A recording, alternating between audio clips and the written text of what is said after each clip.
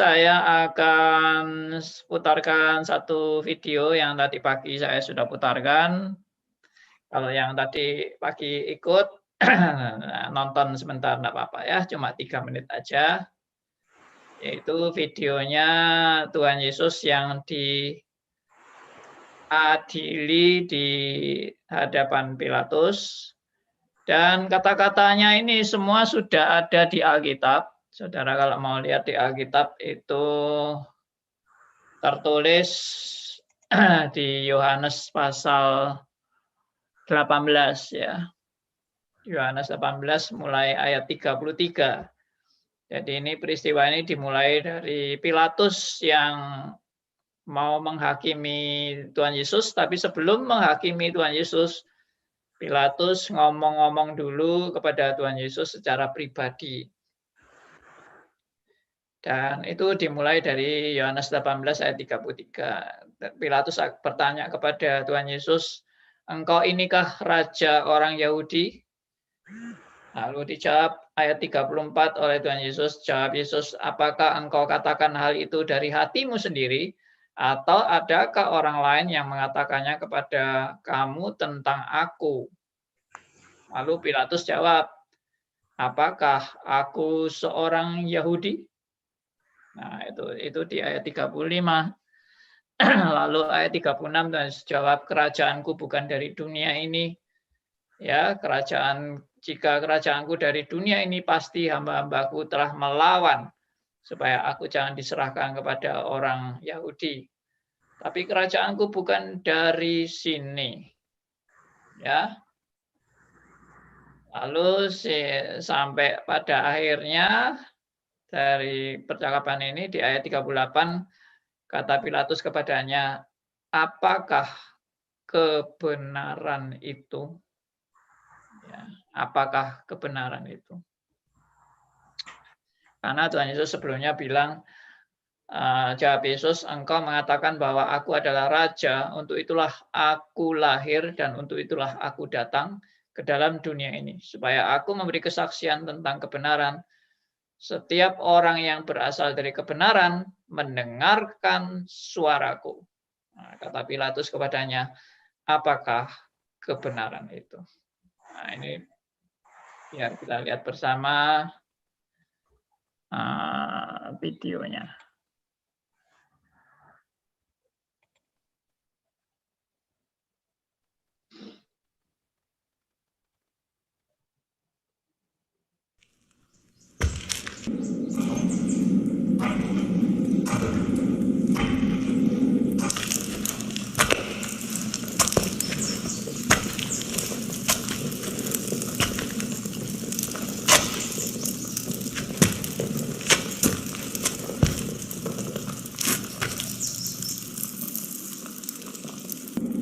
Art thou the King of the Jews? Sayest thou this thing of thyself, or did others tell it thee of me? Am I a Jew?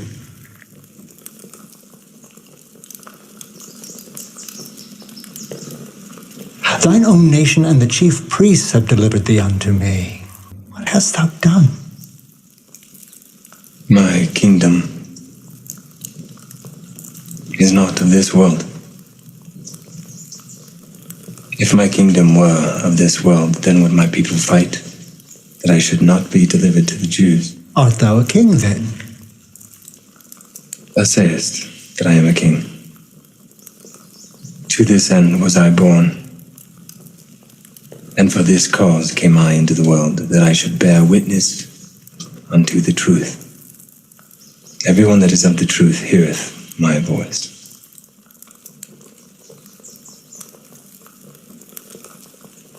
What is truth? Ye have brought this man unto me as one that perverteth the people. I have examined him before you, and find no fault with this man touching those things whereof you accuse him. I have sent him to Herod. He has found that nothing worthy of death has been done. I will therefore chastise him and release him.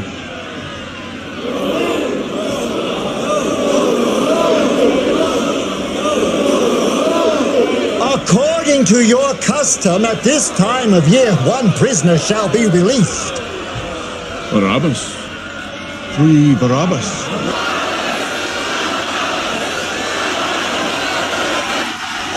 What shall I do with Jesus, who is called the Christ? Crucify him.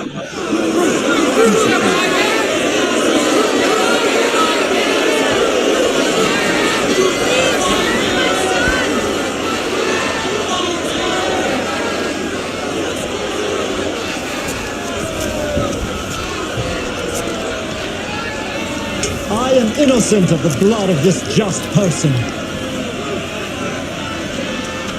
See ye to it.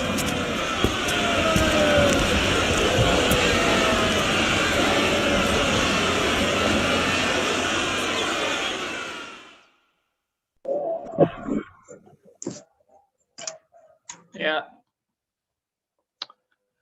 itulah cuplikan peristiwa. Jadi setelah Pilatus bicara dengan Yesus secara pribadi, dia membela Tuhan Yesus dan mengatakan di hadapan orang-orang banyak itu bahwa aku tidak menemukan kesalahan pada orang ini. Jadi aku mau lepaskan saja orang ini karena dia tidak bersalah. Lalu semua orang teriak, tidak bisa, tidak bisa. Ya, lalu akhirnya Pilatus masih cari jalan lain lagi. Hari ini ada kesempatan bisa membebaskan orang yang kamu anggap jahat. Ya, karena ada hari istimewa, boleh membebaskan orang yang terpenjara. Langsung mereka jawab, Barabbas, lepaskan Barabbas. Jadi mereka tidak mau melepaskan Tuhan Yesus, mereka melepaskan. Lalu Pilatus tetap bilang, lah ini bagaimana? Tuhan Yesus bagaimana? Salibkan dia. Lalu Pilatus cuci tangan dan bilang, aku tidak mau membunuh orang yang tidak bersalah. Tapi semua adalah tanggung jawabmu ya. Ya, misteri kematian Kristus itu sudah kita bahas cukup detail ya. Jadi Kristus mati bukan karena dibunuh. Saya sudah masukkan di Facebook. Ya, saya pasang status di Facebook bahwa Kristus bukan mati dibunuh. Tapi Kristus mati menyerahkan nyawanya kepada Bapa di surga. Jadi Kristus juga mati bukan karena sudah waktunya mati. Kristus mati belum waktunya mati. Tapi dia menyerahkan nyawanya karena sudah selesai. Tugasnya sudah selesai. Apa tugasnya? Tugasnya adalah mengalami maut. Mengalami maut itu kapan? Mengalami maut pada waktu Kristus terpisah dari Allah. Ya, sampai berteriak, Eli, Eli, lama sabachthani. Allahku, Allahku, mengapa engkau meninggalkan aku? Ini bukan teriakan karena Tuhan Yesus tidak mengerti kenapa Tuhan meninggalkan dia. Tapi ini adalah teriakan penderitaan yang amat sangat berat. Di mana Allah Tritunggal harus mengalami keterpisahan. Dan dunia menjadi gelap selama 3 jam menunjukkan duka cita yang mendalam dari Allah Tritunggal. Nah, ini semua sudah kita bahas. Dan Kristus menyerahkan nyawanya. Sekarang saya mau membahas di mana Kristus setelah mati sebelum kebangkitannya. Di mana Kristus setelah mati. Nah, banyak orang termasuk saya dulu pikir bahwa Kristus waktu mati itu masuk di neraka. Dan memang ada ayat yang kelihatannya menunjang Tuhan Yesus masuk di neraka, yaitu dikatakan itu di dalam roh dia mengabarkan Injil kepada orang-orang yang di penjara. Ya, maksudnya di penjara, di neraka maksudnya. Jadi dari ayat itu lalu ditafsirkan Kristus mati itu masuk ke neraka. Coba ya kita lihat ayatnya. 1 Petrus 3 ayat 19 sampai 20. 1 Petrus 3 ayat 19 dulu. Ya, coba. Tolong ada yang mau bacakan 1 Petrus 3 ayat 19. Saya Pak Andi. Ya, silakan Pak Endarto. 1 Petrus 3 ayat 19 sampai 20. Dan di dalam roh itu juga ia pergi memberitakan Injil kepada roh-roh yang di dalam penjara, yaitu kepada roh-roh mereka yang dahulu pada waktu Nuh tidak taat kepada Allah, ketika Allah tetap menanti dengan sabar waktu Nuh sedang mempersiapkan bakteranya, di mana hanya sedikit, yaitu 8 orang yang diselamatkan oleh air bah itu. Ya. Nah, jadi dari ayat ini ditafsirkan bahwa Kristus itu pergi memberitakan Injil di neraka. 1 Petrus 3 ayat 19. Nah, jadi kemudian tafsirannya ya berarti Tuhan Yesus mati itu ke neraka. Tapi setelah saya mempelajari baik-baik dan dengan lebih teliti dan melihat juga beberapa tafsiran, sangat jelas sekali Kristus tidak mati masuk neraka. Itu tafsirannya ngaco ya. Kristus mati masuk neraka itu tafsiran yang tidak benar. Jadi kalau begitu, di manakah Kristus waktu mati? Ya, yang pasti dia kembali kepada Bapa. Dia kembali kepada Bapa di surga. Coba kita lihat ayatnya ya. Dari Lukas 23 ayat 46. Lukas 23 ayat 46. Tolong ada yang mau bacakan?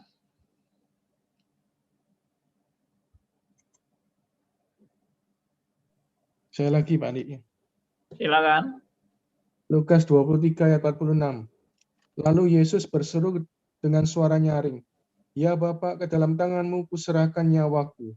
Dan sesudah berkata demikian, ia menyerahkan nyawanya. Ya. Ya.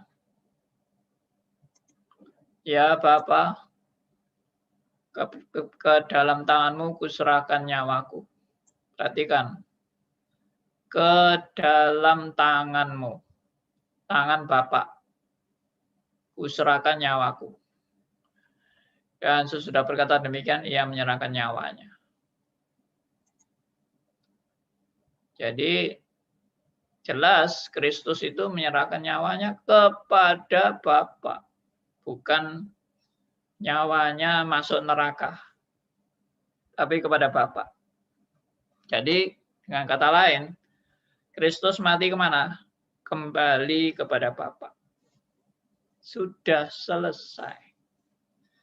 Maksudnya sudah selesai itu tugasnya sudah selesai dan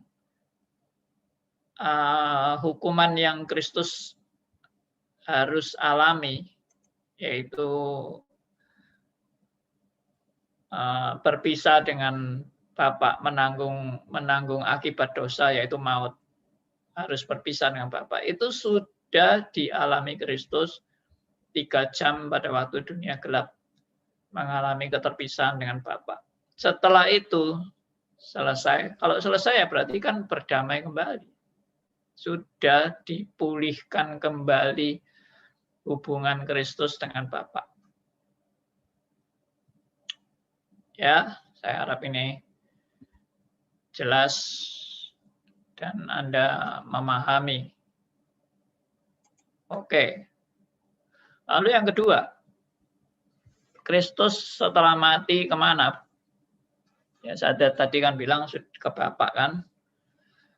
Lalu yang kedua, bukti yang kedua adalah kita melihat janji Tuhan Yesus kepada penjahat yang di sampingnya.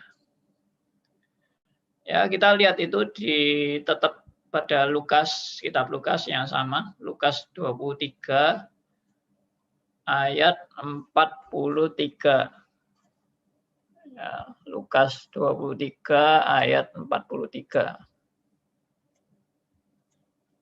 Tolong bisa bacakan. Lukas 23 ayat 43, kata Yesus kepadanya, Aku berkata kepadamu, sesungguhnya hari ini juga engkau akan ada bersama-sama dengan aku di dalam Firdaus. Ya. Saudara bisa lihat tampilan ini ya. Ini tampilan saya ya, ayat pasal 23 ayat 43 ini. Bisa lihat tampilannya? Bisa, Pak. Halo. Bisa. Oke. Ya, aku berkata kepadamu sesungguhnya hari ini juga. Perhatikan. Hari ini juga. Ya. Dan Tuhan Yesus bilang sesungguhnya. Sesungguhnya itu ya benar-benar sesungguhnya.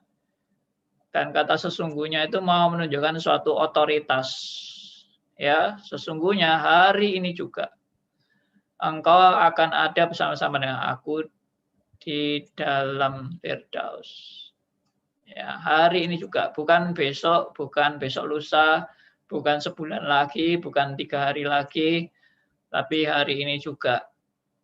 Dan engkau, si penjahat itu, akan ada bersama-sama dengan aku di mana? Di Firdaus. Firdaus adalah surga, identik dengan surga. Jadi memang penjahat itu bersama dengan Kristus langsung ke surga. Hal ini juga membuktikan bahwa tidak ada tempat penantian. Saya dulu juga percaya ada tempat penantian. Tapi setelah saya juga banyak baca-baca dan saya juga meneliti ya beberapa artikel-artikel, akhirnya saya benar-benar percaya tidak ada tempat penantian. Tempat penantian itu hanya dugaan kita aja, hanya analisa kita. Tapi ayat Alkitab yang mengatakan kamu nanti di tempat penantian, tidak ada. Kamu langsung kembali kepada Bapa. Ya, Tuhan Yesus kembali kepada Bapa. Penjahat juga bersama-sama dengan Kristus. Ya, berarti kalau bersama-sama dengan Kristus, ya Kristus kembali kepada Bapa. Ya, penjahat juga kembali kepada Bapa. Dan itu namanya Firdaus. Ya, oke. Lalu berikutnya, yang ketiga,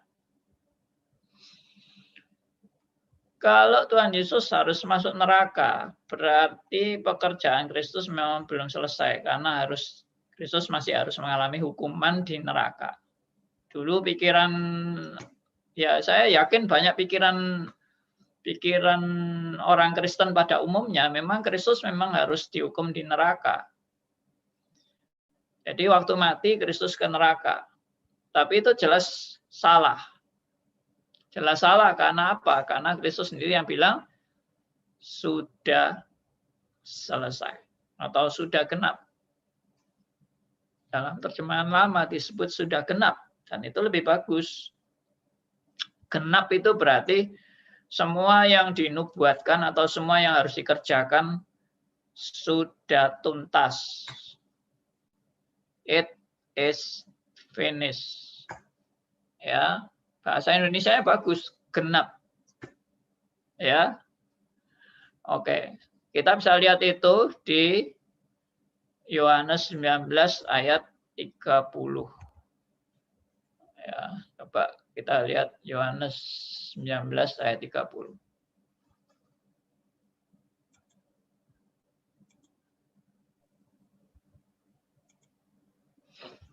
Silakan. 19 ayat 30. Sesudah Yesus meminum anggur asam itu, berkatalah ia, sudah selesai. Lalu ia menundukkan kepalanya dan menyerahkan nyawanya. Ya. Jadi 4 Injil semuanya bilang Tuhan Yesus menyerahkan nyawanya. Ya.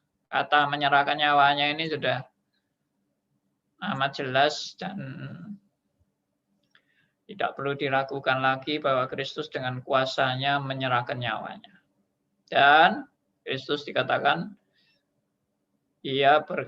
berkatalah ia sudah selesai.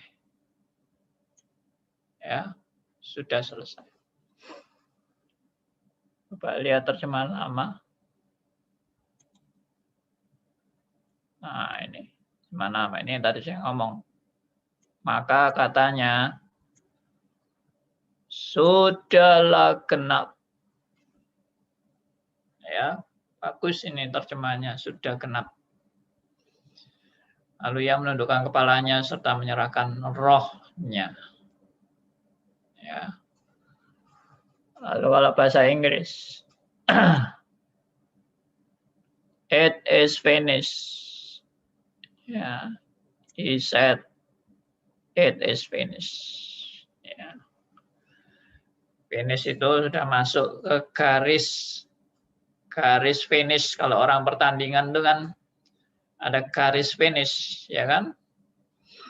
Nah, itu sudah genap. Ya. Nah, jadi dengan kata sudah genap itu tidak perlu lagi Tuhan Yesus melakukan tugas-tugas atau melakukan hukuman yang belum terselesaikan. Kalau Tuhan Yesus hukumannya belum terselesaikan, dia tidak mungkin akan mengatakan it is finished, kan? Not finished. It is not finished. Itu mestinya omongan Tuhan Yesus. Tapi dia bilang jelas it is finished, sudah selesai. Jadi tidak ada yang harus dikerjakan lagi oleh Kristus untuk menjalani hukuman. Selesai. Ya. Maka pasti tidak perlu ke neraka. Buat apa ke neraka itu? Ya. Pengangguran ke neraka itu. Nah, nanti saya mau jelaskan yang surat Petrus tadi. Jadi jelas sudah selesai ya, berarti memang sinkron. Sinkron dengan pertama tadi Tuhan Yesus menyerahkan nyawanya kepada Bapa. Lalu yang kedua Tuhan Yesus bilang sama penjahat, hari ini juga engkau ke Firdaus. Lalu yang ketiga Tuhan Yesus bilang sudah selesai. Selesai berarti Tuhan Yesus sudah lunas membayar segala hutang manusia. Dan lunasnya ini, lunas pekerjaan Kristus ini, benar-benar dinyatakan hasilnya. Hasilnya apa? Nah, mari kita baca Markus 15 ayat 38. Ya, silakan. Markus 15 ayat 38.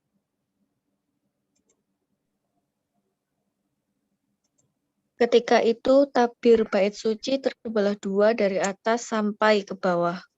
Yes. Ini juga berita kelihatannya cuma begitu aja. Tapi ini dahsyat. Ya. Ketika itu tabir bait suci terbelah dua dari atas sampai ke bawah. Ini ada yang menggambarkan betapa tebelnya tabir bait suci itu. Ya, itu bukan kain-kain tipis-tipis yang murahan itu. Tidak. Karena itu memisahkan antara ruang maha suci dan ruang suci. Jadi benar-benar kain yang tebal sekali dan tidak mungkin bisa sobek. Tidak mungkin bisa disobek. Apalagi besarnya juga luar biasa. Tabir itu saya lupa ukurannya, tapi pernah ada yang mencoba menggambarkan ukuran tabir bait suci itu, ya. Dan itu bisa terbelah dua dari atas sampai ke bawah. Ini menunjukkan apa? Menunjukkan penghalang antara manusia dengan Allah sudah digugurkan atau sudah dihapuskan oleh karya Kristus di kayu salib. Berarti ini semua menunjukkan apa? Semua menunjukkan bahwa karya Kristus itu benar-benar tuntas. Waktu Kristus selesai berpisah dengan Allahnya, yaitu membayar hutang manusia dengan maut, dan maut itu berarti terpisah dengan Bapa, dan setelah dibayar semuanya beres. Jadi ini sudah terjadi sebelum Kristus mati secara fisik. Ya, sebelum Kristus mati secara jasmani, semua tugas Kristus sudah selesai. Makanya saya pernah bilang, kematian Kristus secara jasmani itu tidak dalam rangka atau tidak untuk fokus menebus dosa manusia. Karena apa? Sebelum mati jasmani, Kristus bilang sudah selesai. Dan memang benar-benar sudah selesai. Karena tabir bait suci itu sudah terbelah dua. Sudah tuntas. Nah, jadi Kristus mati itu bukan mati untuk disiksa. Kematian Kristus bukan kematian yang merupakan kekalahan. Salah itu. Sekali lagi saya tegaskan ya, kematian Kristus bukan merupakan kekalahan. Kematian Kristus menunjukkan tugasnya sudah selesai. Dan dia kembali kepada Bapa, dan justru itu menunjukkan kemenangannya. Jadi sebetulnya Kristus itu sudah menang sebelum dia menyerahkan nyawanya, dia sudah menang. Ya, saya ulangi ya kata-kata saya ini, saya berani mempertanggungjawabkan. Kristus sebelum menyerahkan nyawanya, dia sudah menang. Menangkan apa? Sudah membayar lunas. Bayarnya kapan? Waktu terpisah dari Allah Bapa. Karena itu yang harus digantikan oleh Kristus. Maut harus dibayar dengan maut. Dan maut itu bukan kematian jasmani. Maut itu adalah kematian terpisah dari Allah. Ini sangat-sangat konsisten, komprehensif, dan pemahaman yang integrated mengenai penebusan Kristus. Jadi Kristus itu menebus apa? Menebus saudara dan saya itu menebus apanya? Menebus maut, akibat dari dosa atau hukuman dari dosa, yaitu maut. Dan maut itu bukan kematian jasmani. Maut itu adalah terpisah dari Allah. Wah, ini betul-betul integrated, saudara. Kalau saudara menganggap bahwa Kristus menebus dosa itu dengan mati jasmani, itu sudah rusak semua. Teologianya rusak semua. Jadi kematian jasmani Kristus tidak untuk menebus dosa Anda. Tapi sudah menyatakan semua selesai. Nah, itu yang akhirnya pernah diungkapkan oleh Pak Elia, tanya, kalau gitu kebangkitan Kristus itu buat apa? Kalau semuanya sudah menunjukkan kemenangan Kristus, kebangkitan Kristus buat apa? Kebangkitan Kristus adalah pertama penggenapan rencana Allah, yang kedua adalah untuk kesaksian demi manusia yang memang amat sangat terbatas di dalam mengenal kebenaran kalau tidak ada suatu kesaksian yang nyata, kan? Kalau Kristus memang tidak bangkit, lalu sudah di surga terus, nah, lalu mereka yang di dunia ini, apa tanda kemenangan Kristusnya itu apa? Bagi orang-orang yang memang sangat terbatas dalam pengenalan akan kebenaran Allah. Jadi kebangkitan Kristus itu adalah suatu kesaksian bahwa Kristus benar-benar menang atas maut. Dan bagaimana benar-benar menang atas maut? Ditunjukkan kuasanya, dia bangkit dari kematian. Nah, itulah. Tapi sebetulnya sudah menang. Sebelumnya Kristus sudah menang. Nah, itu saya tidak mau bahas lagi. Saya sudah pernah bahas itu waktu Pak Elia tanya tentang kalau gitu makna kebangkitan Kristus itu apa? Ya, itu memang penggenapan daripada nubuat. Kalau ternyata Kristus tidak bangkit, ya berarti nubuatnya nubuat palsu. Dan kalau Kristus tidak bangkit, berarti omongannya omong doang, omdu.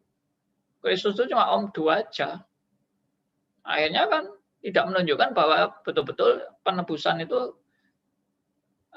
betul-betul berlangsung dengan sempurna.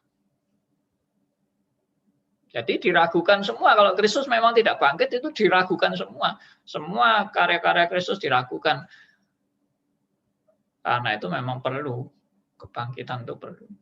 Tapi sebelum kebangkitan, Kristus sudah selesai. Tugas Kristus sudah selesai. Oke, itu yang saya paparkan mengenai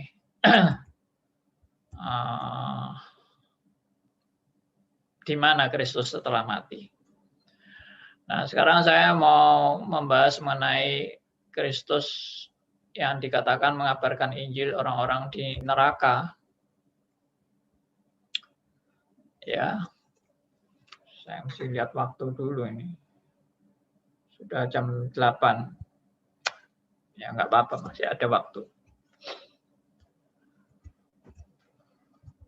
Ya, kita lihat 1 Petrus pasal 3 ayat 19 sampai 20.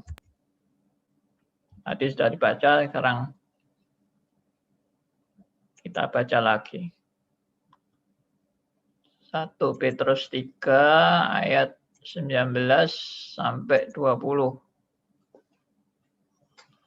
Ya, saya bacakan aja langsung.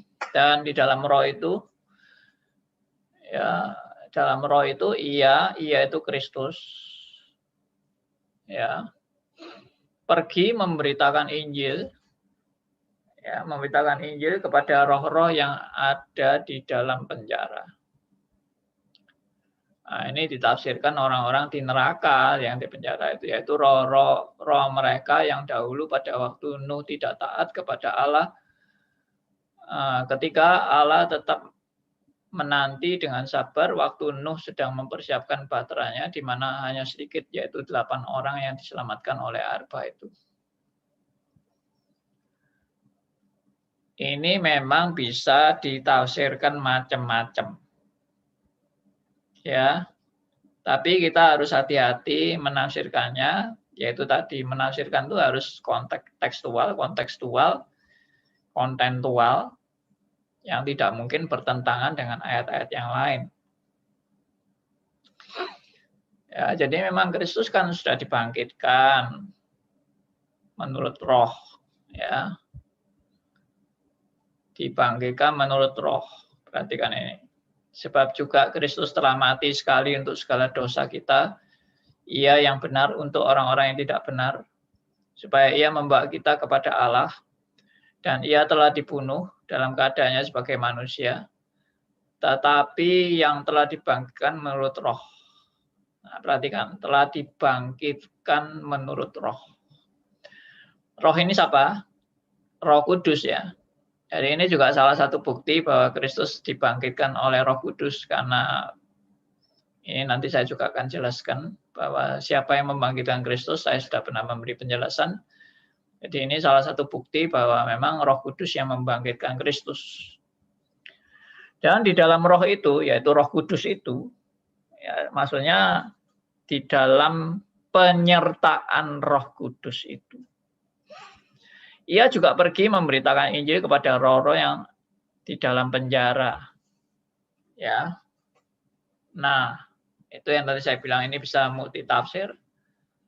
Tapi perhatikan, dijelaskan sebetulnya, sudah dijelaskan sebetulnya, roh-roh yang di dalam penjara itu maksudnya siapa sih? Yaitu kepada roh-roh mereka yang dahulu pada waktu Nuh tidak taat kepada Allah. Ya. Mereka yang dahulu pada waktu Nuh tidak taat kepada Allah. Ketika Allah tetap menanti dengan sabar waktu Nuh sedang mempersiapkan bahteranya, di mana hanya sedikit, yaitu 8 orang yang diselamatkan oleh air bah itu. Jadi bagaimana menafsirkan ini? Ternyata simple, menafsirkan ini tidak perlu rumit-rumit. Jadi hal ini menunjukkan apa? Kristus itu di dalam roh, ya, di dalam maksudnya penyataan Roh Kudus itu, atau dalam spirit Roh Kudus itu, Kristus itu sudah memberitakan Injil. Memberitakan Injilnya itu kapan? Memberitakan Injilnya itu kepada mereka yang di zamannya Nuh, yaitu mereka yang tidak taat kepada Allah. Jadi ini mau menunjukkan apa? Mau menunjukkan bahwa Kristus itu sudah mengabarkan Injil, ya, dalam roh itu, Kristus itu sudah mengabarkan Injil kepada mereka-mereka yang ada di zamannya Nuh. Jadi dengan kata lain, Kristus itu di Perjanjian Lama sudah hadir. Dan Kristus di Perjanjian Lama yang hadir itu sudah berulang kali menyatakan kerinduannya untuk memberitakan Injil. Ya. Bukan kerinduannya, mungkin lebih tepat misinya. Menyatakan misinya untuk memberitakan Injil. Dan itu juga ada pada Nuh. Nuh yang juga punya semangat untuk memberitakan Injil kepada orang-orang yang di sekitar dia di zamannya dia. Jadi Nuh itu memberitakan Injil itu juga adalah spirit daripada Roh Kudus, dan juga Tuhan Yesus sendiri yang bersama dengan Roh Kudus itu juga yang hadir untuk memberitakan Injil. Ya, coba lihat yang bahasa Inggris. King James Version. Ya.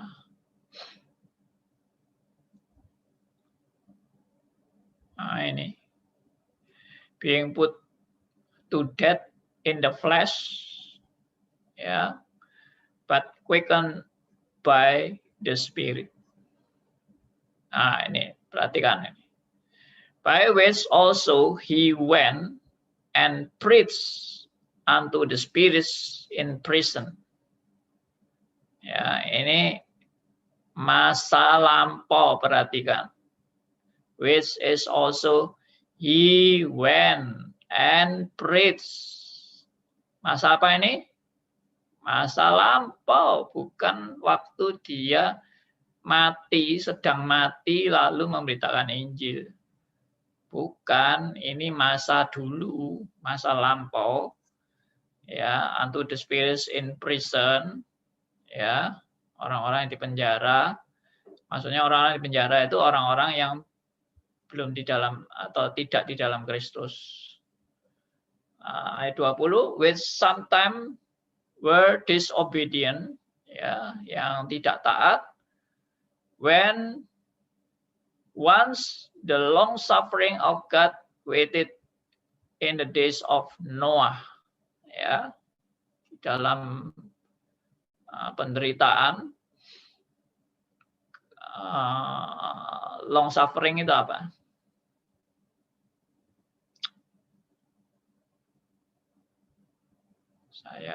Penderitaan yang lama. Iya. Jadi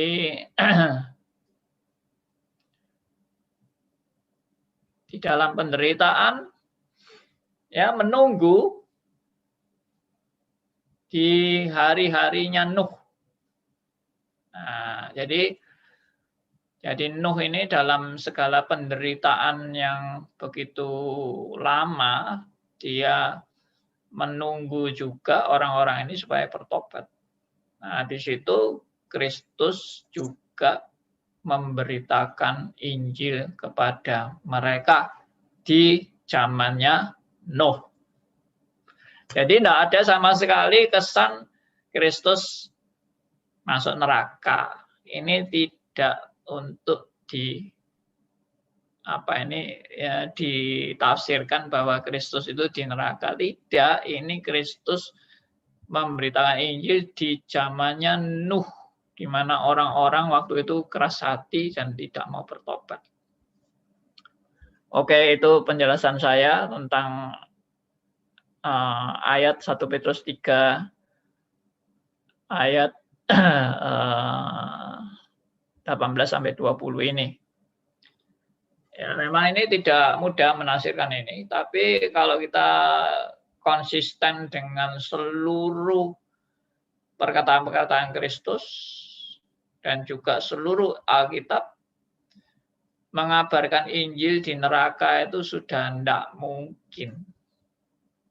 Tidak ada itu berita mengabarkan Injil di neraka, itu sudah tidak ada gunanya. Tidak ada gunanya, tidak ada efeknya, tidak ada hasilnya, semua itu mubazir dan itu bertentangan dengan Alkitab, karena orang yang sudah masuk neraka memang tidak mungkin ada kesempatan bertobat. Omong kosong kalau itu neraka. Ya, jadi pasti salah total kalau itu ditafsirkan Tuhan Yesus mengabarkan Injil di neraka. Ada yang bilang, saya pernah diajari juga sama seorang pendeta, katanya yang dimaksud mengabarkan Injil di neraka ini, Tuhan Yesus itu bukan untuk menantikan pertobatan orang di neraka, tapi hanya merupakan proklamasi kemenangan. Ini juga konyol. Buat apa proklamasi kemenangan Tuhan Yesus harus ke neraka? Konyol banget lah. Ya toh. Untuk memberitakan, memproklamasikan kemenangan Kristus cukup dari surga. Diberitakan orang-orang di neraka semua akan melihat berita kemenangan Kristus dari surga. Mereka akan penuh dengan penyesalan. Ya, melihat kemenangan Kristus dengan penuh penyesalan. Tidak perlu Kristus harus ke neraka. Aneh-aneh. Lagi pula Kristus katanya ke neraka untuk menderita. Menderita apa Kristus di neraka itu? Katanya untuk menggantikan manusia yang harus masuk neraka, Kristus masuk neraka. Neraka yang sebenarnya itu terpisah dari Allah. Itulah neraka yang sebenarnya. Ya, jadi kita seringkali menafsirkan neraka itu hurufiah, harus ketemu orang-orang mati di neraka, ya, merasakan panasnya. Loh, itu panas di neraka itu asal bersama dengan Bapa itu jadi tidak masalah. neraka yang benar-benar neraka itu adalah keterpisahan dengan Allah. Ya, oke, ini sudah saya selesaikan mengenai misteri di mana Kristus pada waktu mati. Sekarang sebagai harus dihapus ya, Pak ya. Kenapa? Jadi ayat itu karena ngerepoti harus dihapus ya dari apa namanya? Dari kanonisasi ya. Oh, ya enggak loh, Pak. Ya. Nah, yang itu katanya Nuh itu jauh Nuh tidak ada yang bertobat belas. Oh iya. 100 tahun. Betul. Jadi percuma ditulis omong kosong itu. Bukan ditulis omong kosong, Pak. Kanonisasi dipanggil tim kanonisasi aja, Pak. Nah. Jangan gitu, Pak. Wah, ini nanti berat ini. Repot gitu. Sudah masalah menyinggung. Kalau orang sudah di neraka, saya tidak usah di Injil itu, Pak. Pak Haryo emosi dia, Pak. Jadi memang bukan neraka loh, Pak. Saya tadi sudah tafsirkan, ini bukan menunjukkan Kristus ke neraka, tapi dikaitkan apa? Menunjukkan suatu spirit di mana Kristus itu sudah memberitakan Injil sejak Perjanjian Lama. Ya. Kristus itu sudah hadir di Perjanjian Lama untuk memberitakan Injil. Dan memang ada orang-orang yang memang tidak bertobat dalam memberitakan Injil. Tapi juga ada orang-orang yang bertobat, tapi ya bukan di zamannya Nuh saja kan. Kristus itu kan hadir bukan hanya di zaman Nuh saja. Kristus juga hadir di zamannya Abraham, di zamannya Ishak, zamannya Yakub. Ya hadir terus Kristus. Pak Andi. Ya, silakan. Pak Andi, 1 Petrus 3 yang kita bahas itu kan konteksnya itu menderita dengan sabar. Kalau saya menangkapnya kok malah dibanding membacanya dari ayat yang 17, sebab lebih baik menderita daripada karena berbuat baik jika hal itu dikehendaki Allah daripada menderita karena berbuat jahat. Kok saya menangkapnya itu membandingkan penderitaan kita di dalam kehidupan kita ini dengan apa yang Tuhan Yesus alami di masa dia hidupnya menderita terus disalibkan dan mati. Ini kan penderitaan kita seolah-olah tidak ada artinya kalau dibandingkan dengan penderitaan Kristus yang mati untuk segala dosa. Kalau saya nangkapnya, mohon maaf, mohon pencerahan. Oh ya, benar. Jadi memang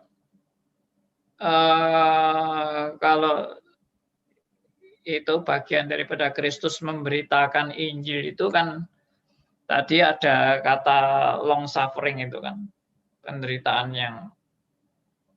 yang cukup panjang. Nah, itu menggambarkan memang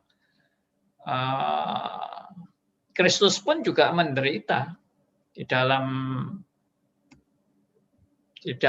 menjalankan kerinduan, ya, di dalam menjalankan misi pekabaran Injil di Perjanjian Lama.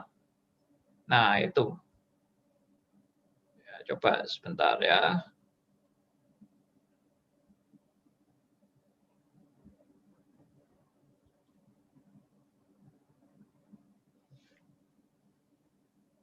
Ya, jadi betul ini.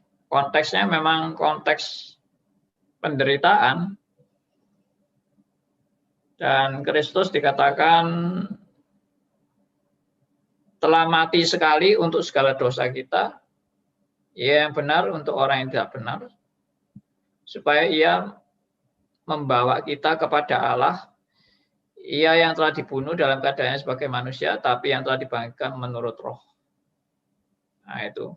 Tapi Kristus yang dibangkitkan menurut roh itu Kristus yang juga sudah menderita sejak Perjanjian Lama.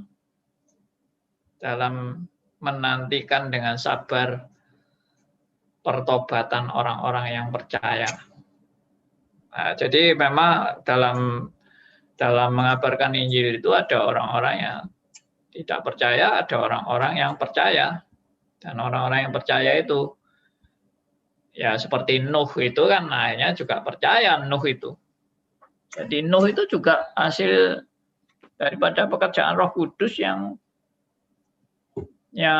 mempertobatkan Nuh di masa Perjanjian Lama. Oke, itu. Malam, Pandi. Pak Andi. Sorry. Oke, Pak Martin dulu lah. Oh iya, terima kasih Bu. Pak Andi, saya tanya Pak Andi di chatting Pak Andi. Oh ya. Oke, Baik. thank you, Pak. Saya baca. Dalam pengakuan iman rasuli, mati, dikuburkan, turun ke dalam kerajaan maut, dan pada hari ketiga bangkit pula naik ke surga. Dalam pengakuan iman rasuli, mati, dikuburkan, turun ke dalam kerajaan maut, dan pada hari ketiga seolah dalam rangkaian kalimat pada pengakuan ini kok Kristus gak langsung ke surga ke Bapa, tapi 3 hari dalam kerajaan maut, baru setelah 3 hari bangkit. Apa ini enggak kontradiksi? Oke, ini sudah pernah saya bahas, tapi saya mau tegaskan kembali. Jadi begini, kata-kata dalam pengakuan iman rasuli itu bukan urutan kronologis atau urutan peristiwa. Tidak. Tapi itu adalah statement of faith. Pernyataan-pernyataan iman. Bukan kronologis sejarah. Meskipun memang ada hal yang kelihatannya kronologis dalam pengakuan iman rasuli. Tapi ada yang tidak ada hubungannya dengan kronologis. Misalnya, aku percaya kepada Allah, Bapa yang Maha Kuasa, Khalik langit dan bumi.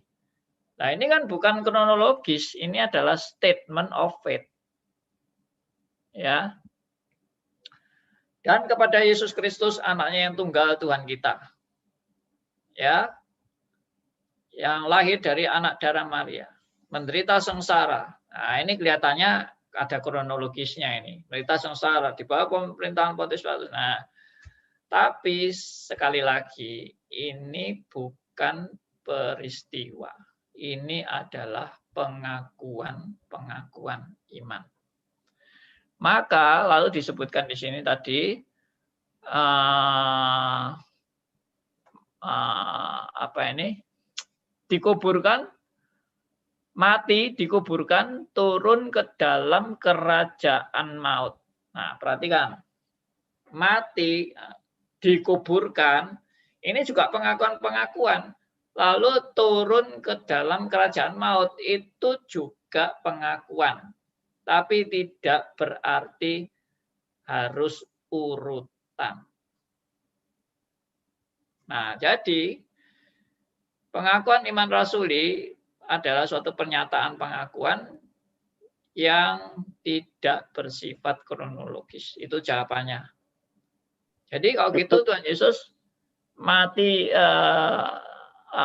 Tuhan Yesus turun ke dalam kerajaan mautnya itu kapan? Yaitu pada saat Eli lama sabachthani. Hal ini memang pernah dibahas di para tokoh reform, termasuk kalau tidak salah John Calvin juga pernah membahas itu. Lalu pernah ada keinginan untuk mau merubah kata-kata dalam pengakuan iman rasuli ini, turun ke dalam kerajaan mautnya itu mau dipindah. Ya, dipindah sebelum mati. Ya. Jadi sebelum kata mati itu turun ke dalam kerajaan maut, lalu mati. Nah, tapi akhirnya tidak dipindah karena harus tetap konsisten pada pengakuan iman rasuli sesuai dengan naskah yang paling asli.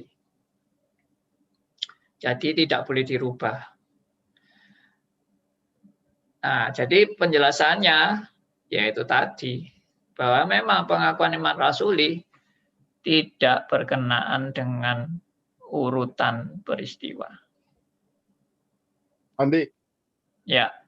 Nah, tadi kan Pak Andi sempat katakan, begitu Tuhan Yesus di kayu salib, mati 3 jam itu kan keterpisahan dengan Allah Bapa. Ya. Nah, terus langsung kan setelah itu kan langsung kembali ke Allah Bapa. Ya. Nah, padahal Tuhan Yesus itu kan bangkit dari kubur batu 3 hari itu kan, Pak. Ya. Tuh, berarti Tuhan Yesus pulang pergi dong. Ya memang. Kan itu hanya rohnya aja yang kembali kepada Bapa, itu kan rohnya. Waktu bangkit, itu rohnya, waktu bangkit, Kristus bangkit dengan tubuh mulia. Loh, tapi kan juga dengan rohnya juga kan, Pak? Iya, dengan rohnya. Artinya setelah Tuhan Yesus kembali, waktu 3 jam setelah di kayu salib mati itu, terus langsung dia ke Bapa. Yes. Terus cuma tubuhnya aja yang waktu itu dimasukkan dalam kubur. Yes. Nah, tapi rohnya di Bapa, terus setelah itu rohnya kembali lagi ke kubur batu. Terus baru setelah itu bangkit sama-sama dengan tubuh mulianya itu, Pak. Yes. Jadi rohnya itu pulang pergi, Pak ya? Boleh saja. Iya, nggak ada masalah. Ya oke, Pak. Thank you, Pak. Kita seringkali menganggap surga itu jauh ya. Jauhnya surga itu perjalanannya juga jauh gitu. Enggak. Surga itu cuma langit yang terbuka. Coba lihat waktu Stefanus mati itu. Sebelum mati, dia melihat langit terbuka. Dan dia melihat Tuhan Yesus berdiri di sebelah kanan Allah Bapa. Langit terbuka itu apa? Langit itu kan sudah terbuka. Yang langit terbuka itu dibuka lagi. Jadi bagaikan langit itu disobek. Atau langit itu seperti ada red slating-nya. Red slating-nya dibuka. Crack. Langsung begitu dibuka langit itu, kita melihat surga. Berarti pemahaman selama ini, Pak ya? Selama ini terus terang saya dewek mikir, Pak ya, setelah waktu mati di kayu salib, Allah Bapa itu nggak kembali. Tuhan Yesus nggak kembali ke Bapa. Kembali ke Bapa itu nanti setelahnya itu. Selama ini, Pak ya, kepikiran saya loh, Pak ya. Iya. Enggak, betul-betul kembali ke Bapa, karena Tuhan Yesus menyerahkan nyawanya kepada Bapa. Bukan ya ini, Pak, kepada neraka. Ya ini, Pak, yang saya terkoreksi mungkin. Oke. Oke, Pak. Pokoknya statementnya turun ke neraka mesti dihapus, Pak. Loh, Pak, Tuhan kan maha adil, Pak. Bisa menembus ruang dan waktu kapanpun bisa kemana-mana. Oh iya, betul. Bisa maha adil. Makanya tinggal kemana kan bisa aja. Dalam sekejap aja kan. Nah iya, makanya. Tadi kan saya gambarkan surga itu kan cuma kayak langit disobek.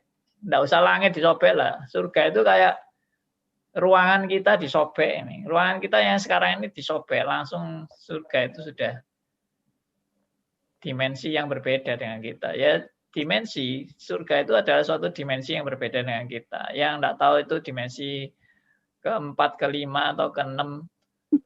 I don't know. Tapi yang pasti dimensinya berbeda. Makanya kita percaya orang yang begitu mati langsung masuk surga. Sudah. Makanya Tuhan Yesus juga bilang kepada penjahat di sampingnya, hari ini juga engkau bersama-sama dengan aku di Firdaus. Hari ini, enggak usah nunggu besok, enggak usah nunggu seminggu lagi. Ya, hampir ke neraka dulu. Pak Andi, Pak. Ya Pak, mungkin begini Pak, problemnya Pak, kematian Kristus itu dalam kenosis dia Pak. Kristus membatasi dirinya, sebenarnya Kristus menyerahkan nyawanya. Tapi waktu dia mati, dia bangkit lagi, apakah kenosis itu masih berlaku gitu Pak? Atau dia, seperti tadi Pak Hendarto bilang, dia dengan kemahakuasaan dia, dengan maha hadirnya. Mungkin pertanyaannya itu kali Pak ya? Iya. Apakah kenosisnya semasa di dunia aja, atau setelah dia bangkit, dia sudah tidak itu lagi, Pak? Itu mungkin itu, Pak. Ya, kalau kenosis topiknya beda lagi ya. Yang pasti memang Kristus waktu di dunia dia kenosis. Dan waktu sudah selesai, dia menyerahkan nyawanya, ya sudah, tidak ada kenosis lagi. Sudah selesai. Cuma, ada cumanya. Kristus waktu bangkit dengan tubuh mulia, dia masih dengan sengaja menunjukkan bekas-bekas lukanya. Oh, ya. Nah, padahal tubuh mulia itu sebetulnya tubuh yang sempurna. Tanpa cacat. Tanpa cacat. Tapi kenapa Kristus menunjukkan tanda-tanda tubuh luka di tubuhnya? Apakah berarti kalau gitu orang yang pernah luka waktu bangkit lukanya ya masih kelihatan? Nah, kalau seperti itu kan kasihan orang yang kakinya satu, bangkitnya ya tetap kaki satu ya toh. Orang yang cacat mental, bangkitnya juga cacat mental. Wah ya enggak. Ya, saya percaya tubuhnya benar-benar sempurna. Hanya demi murid-murid Kristus, Tuhan Yesus itu menunjukkan tanda-tanda luka di tubuhnya untuk meyakinkan murid Kristus bahwa inilah benar-benar Kristus yang disalib. Soalnya kalau tidak ada tanda itu, ya muridnya mungkin tidak percaya, kamu ini orang lain, kamu ini bukan guruku, gitu. Tidak kenal. Iya. Ya, jadi tanda-tanda tubuh Kristus itu memang sengaja. Lalu apakah Kristus di surga perlu makan? Nah, saya jawab pasti tidak. Tidak perlu makan. Loh, kok bisa makan Kristus waktu setelah bangkit kok bisa makan sama murid-muridnya? Kristus bangkit bisa makan itu pun dalam rangka menunjukkan kepada murid-muridnya kalau dia itu ya Kristus yang dulu itu. Makanya bisa makan dengan murid-muridnya. Tapi tubuhnya yang tubuh mulia itu sebetulnya sudah tidak perlu makan. Ya. Kalau Kristus masih bisa makan di surga lah, ya perlu dikirimi ini. Dikirimi makanan dari Fakta Market, Martin. Iya, Pak. Nanti di surga enggak bisa ngerasain stick, Pak ya? Loh, lebih dari stick lah. Loh, lebih dari stick apa, Pak? Enggak bisa makan, Pak. Nah iya, makanannya makanan rohani. Oh ya. Oke, saya bacakan berikutnya. Dari Elia. Tapi banyak orang yang terdahulu akan menjadi yang terakhir dan ya, saya terinspirasi tentang penyamun yang dijanjikan oleh Tuhan, Pak. Langsung hari ini juga. Oh iya, iya. Begitu sudah selesai, jembatan itu sudah tersambung, sudah diperdamaikan. Kita mati, kita langsung sama seperti penyamun itu langsung ke rumah Bapa gitu ya, dijanjikan. Konsep orang pilihan di perjanjian lama sebelum terjadinya Kristus menjalankan misinya. Apakah dia ngambang-ngambang dulu, begitu sudah selesai, langsung kembali semua. Ini terlepas dari pengadilan terakhir ya. Pengadilan terakhir itu kan mendapatkan tubuh kemuliaan. Saya tidak membahas itu. Tetapi konsep yang dulu-dulu, di zaman Nuh, apakah begitu sudah selesai, semua orang di zaman-zaman purbakala langsung bertemu dengan Allah Bapa di surga? Itu korelasi sama dengan pertanyaannya Pak Halim di chat. Terima kasih, Pandi. Ya, Pak Halim di chat ini rasanya kok bicaranya soal berakhirnya zaman tidak harus saat kedatangan Yesus yang kedua kali. tetapi juga terjadi ketika masing-masing kita meninggal dunia sebelum kedatangannya. Terima kasih. Enggak. Akhir zaman itu tetap akhir zaman. Akhir zaman itu beda dengan waktu kita mati. Kalau kita mati, kita langsung masuk surga, yang tidak di dalam Kristus langsung masuk neraka, tapi belum dihakimi. Belum dihakimi. Dan belum dengan tubuh kebangkitan. Nah, itu bedanya. Jadi nanti pada akhir zaman, Kristus datang kedua kali, itu baru kita semua dibangkitkan dengan tubuh kebangkitan, dan baru pengadilan itu dinyatakan yang benar dan yang salah. Seperti itu. Jadi itu untuk menyatakan suatu kebenaran keadilan Allah pada pengadilan akhir zaman. Tapi yang ditanyakan tadi oleh Elia adalah bagaimana orang-orang perjanjian lama yang mati, apakah mereka juga sama seperti kita yang percaya kepada Kristus? Saya jawab sama. Sama. Karena apa? Karena karya Kristus itu bernilai kekal. Tidak dipengaruhi oleh waktu.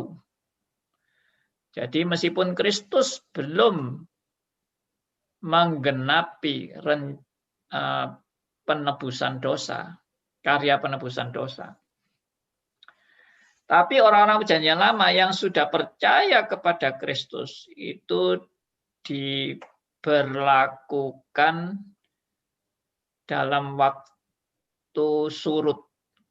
Ya, istilahnya itu waktu surut. Atau waktu yang kalau dalam pekerjaan Tuhan yang bernilai kekal itu tidak ada waktu lampau, tidak ada waktu yang akan datang, tidak ada waktu. Semuanya waktunya present.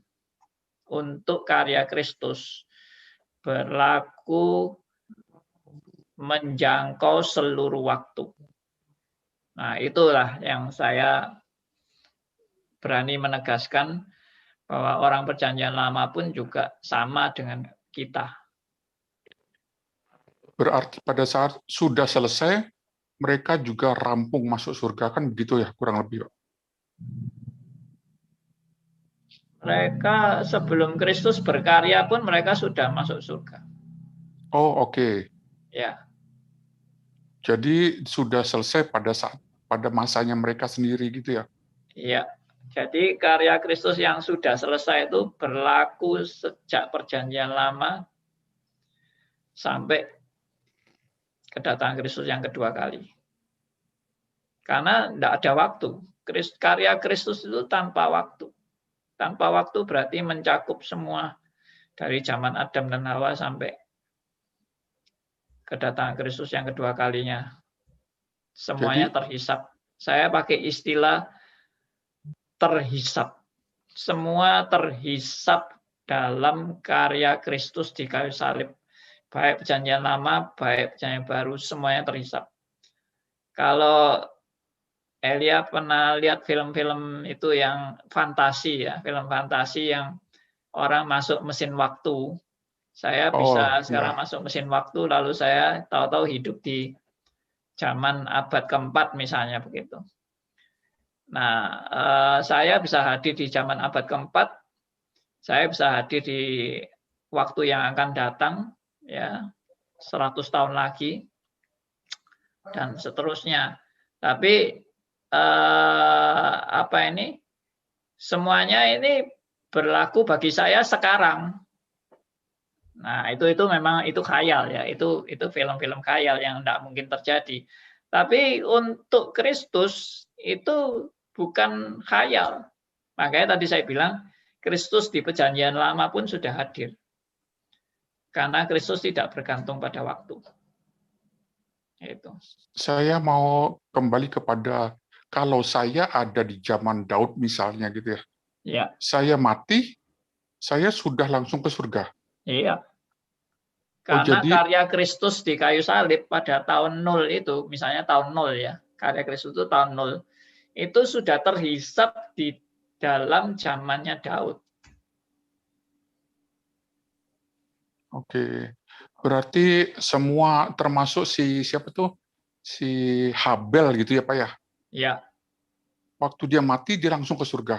Langsung. Oke, apakah itu bukan konsep already but not yet?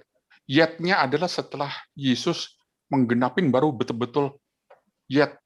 Oh enggak. Enggak ya, beda ya. Enggak, yet-nya itu waktu nanti kebangkitan baru yet. Kebangkitan itu yet-nya. Tapi untuk masuk surganya sudah semuanya tuntas. Nah, seperti coba ini Daud yang perhatikan waktu perumpamaan Tuhan Yesus dengan orang kaya dengan Lazarus.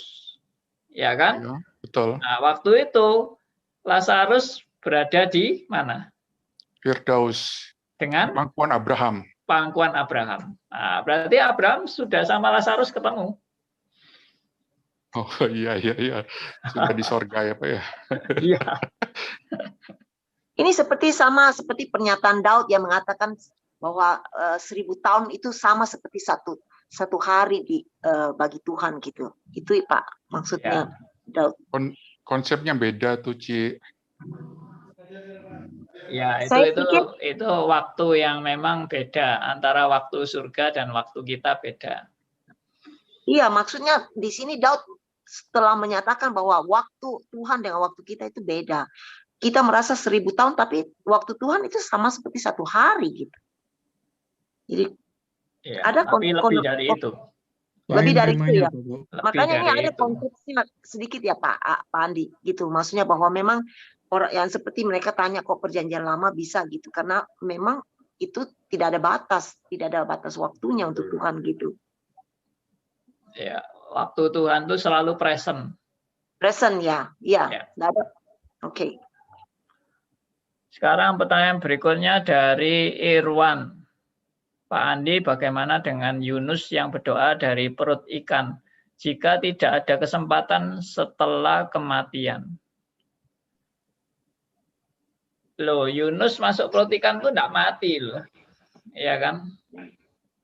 Yunus masuk perut ikan itu tetap hidup dan dia memang diberi kesempatan untuk terus ke Ninowe untuk memberitakan Injil kepada orang-orang di Ninowe. Saya nggak tahu maksudnya Pak Irwan apa ini tentang Pandi. Padahal itu kan kalau kita lihat di versi Inggrisnya itu menyatakan si Yunus berteriak dari Seol. Seol itu dunia orang mati. Jadi memang kalau saya berpikir si Yunus memang mati. Oh enggak benar. Yunus tidak mati. Yang dimaksud dunia orang mati itu Yunus sudah seperti orang mati di perut ikan itu, tapi dia tidak mati. Seol itu memang menggambarkan dunia kekelaman ya, dunia kekelaman.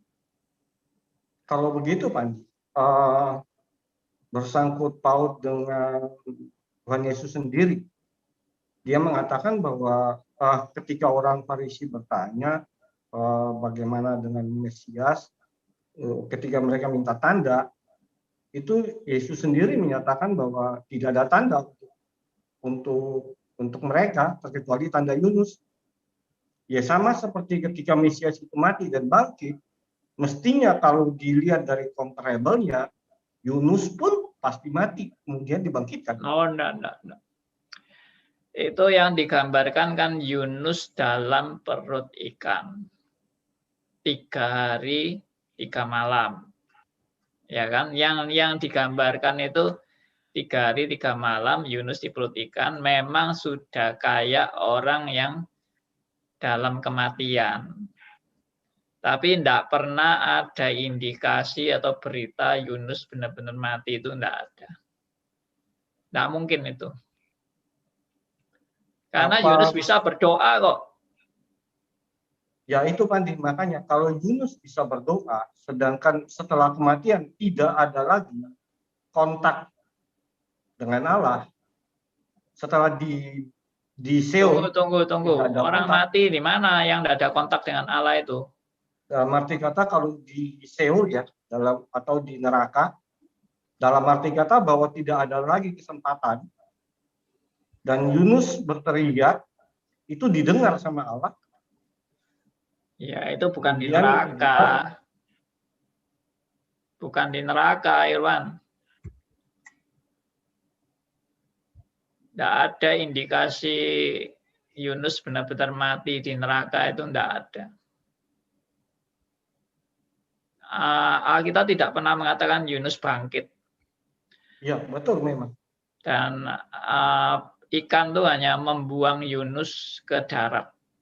Berarti Yunus masih hidup, bukan mati. Artinya Pak Andi, kalau kita hubungkan dengan tanda Yunus yang Tuhan Yesus katakan bahwa mengenai Mesias yang ada tanda yang bisa dilihat sama orang Farisi hanyalah tanda Yunus. Iya. Nah, kalau tanda Yunus apakah cuma hanya tiga siang dan 3 malam saja, atau memang dari secara keseluruhan dalam proyeksinya Yunus dalam perut Seol? Karena kalau kita lihat lebih jauh, yang dimaksud dengan perut Seol itu sama dengan comparable-nya itu sama di dalam perut bumi. Comparable-nya dengan Yesus sama dengan di dalam perut bumi. Di dalam perut ikan itu comparable-nya itu sama dengan di dalam perut bumi. Ya, gambaran Yunus dalam perut ikan itu kan sepertinya sudah dalam keadaan seperti mati, tetapi jelas Alkitab tidak pernah mengatakan Yunus mati. Jadi saya tetap percaya Yunus tidak mati, tapi dia memang yang kelihatannya sudah mati, itu seharusnya mati itu, Tuhan masih memberi dia kesempatan hidup. Ya, itu saya tidak mau menafsirkan Yunus mati karena memang di Alkitab tidak pernah dikatakan dia mati. Begitu Pak Irwan. Malam Andi. Ya. Malam Andi. Pak Liman, silakan. Pak Andi, berarti pengakuan Imam Rasul itu bukan menjadi patokan gereja, Pak ya? Bukan jadi hukum. Harus pasti setiap gereja harus memakai Imam Rasul, Pak. Berarti imam lain kan boleh, Pak, berarti gitu, Pak. Kalau itu bukan ada kayak tidak jadi patokan gitu, Pak ya. Dari satu gereja untuk mengaku Imam Rasul, Pak. Juga imam lain kan boleh, Pak. Heidelberg atau macam-macam kan bisa, Pak ya. Loh, dengan alasan apa bilang itu bukan patokan?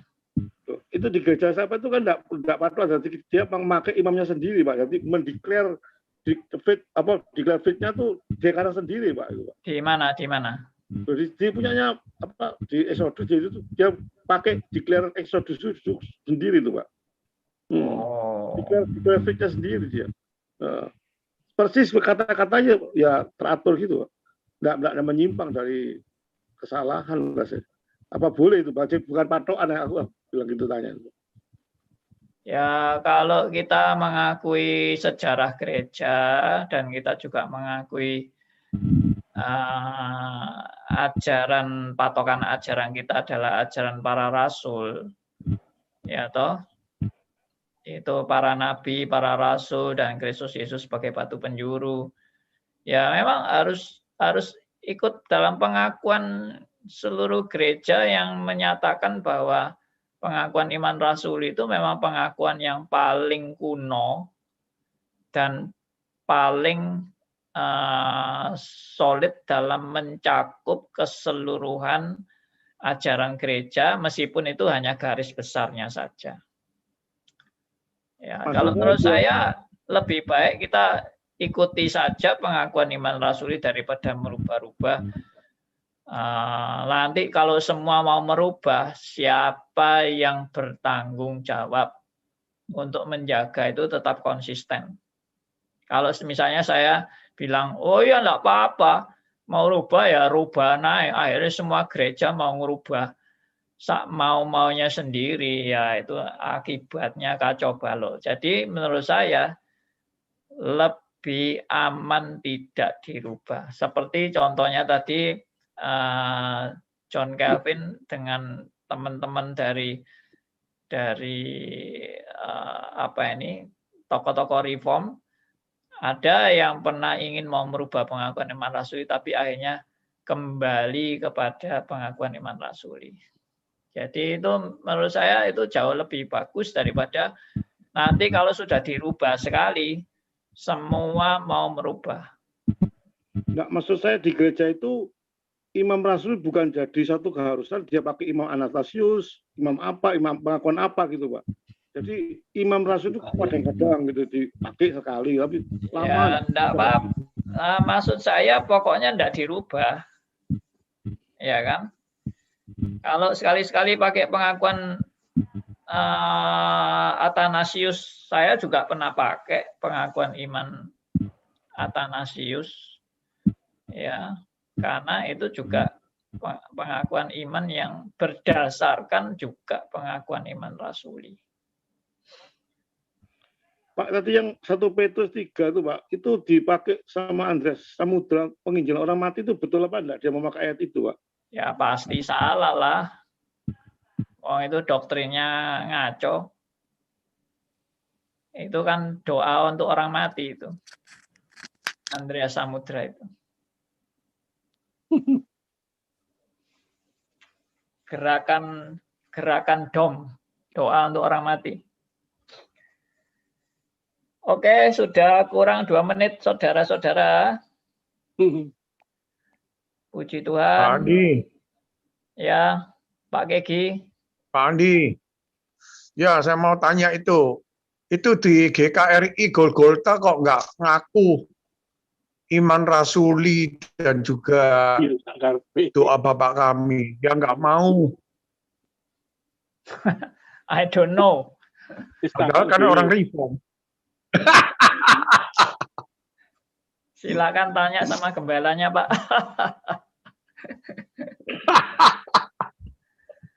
I don't know. Ya, saya itu bukan wilayah saya itu. Reformnya lain, Pak, itu, Pak. Loh, reformnya asli dia. Loh, dia bilang asli reformnya. Ini tempat ini bukan untuk membahas Pak, gereja-gereja lainnya. Reform penderitaan. Namanya Jol-Jolta, Pak. Oke, kita tutup dalam doa ya. Kita bersyukur pada Tuhan untuk kesempatan kita boleh belajar bersama firman Tuhan. Untuk doa penutup, saya minta ini ada satu ibu ini namanya Bu Yuli, ini bisa enggak saya minta untuk pimpin doa? Ibu Yuli. Mic-nya belum terbuka itu. Wah, enggak bisa ya. Enggak disauti. Ya udah saya minta Bu Kwili ya untuk pimpin doa Bu Kwili, mic-nya Bu Kwili. Mari kita berdoa. Bapa kami yang di surga, kami mengucap syukur Tuhan untuk semua yang kami bisa belajar. Sebagaimana kami juga kurang mengerti di dalam sebelum-sebelumnya. Mampukan kami Tuhan untuk melalui apa yang kami dengar, melalui pencerahan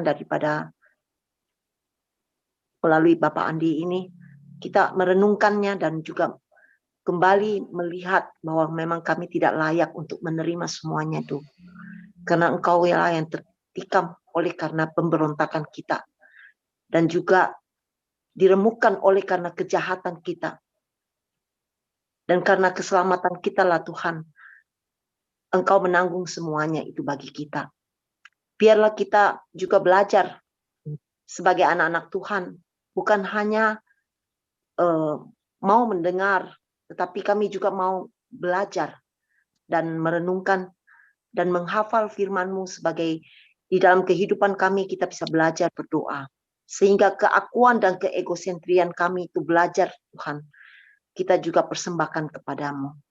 Kami mohon juga apa yang menjadi permasalahan di dalam hidup kita yang kadang-kadang membuat kami tidak mampu mengerti, tetapi melalui pembelajaran ini kita bersyukur kita sudah dimampukan untuk lebih mengerti lebih jauh, dan kiranya Tuhan memelihara baik untuk Pak Andi yang akan juga masih jauh ke depan akan menuntun kita.